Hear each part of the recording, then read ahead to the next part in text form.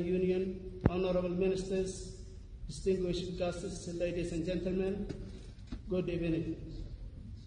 From the outset, I would like to associate myself with other honorable ministers to thank the government and the people of Ethiopia for the warm welcome accorded to me and my delegation. Mr. Chairperson, the operationalization of Africa CDC, focusing on strengthening its partnership with African countries and developing a strategy and constructive data to detect and respond to disease, threats, and outbreaks quickly and effectively is an important step taken to the right direction.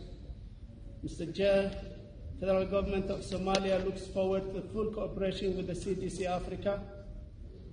Somalia, similar to other African countries, is working hard to combat the outbreak of COVID-19, and it's clear that Africa must strive more to achieve better results in reducing the pandemic and to establish an independent pharmaceutical industry to produce vaccines for viruses and other infectious diseases.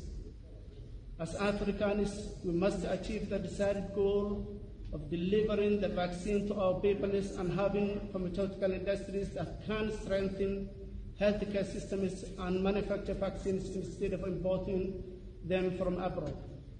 Africa is more affected by health problems, and therefore we must join our hands together and realize our common humanity to combat infectious epidemics, including COVID-19, malaria, Ebola, and AIDS.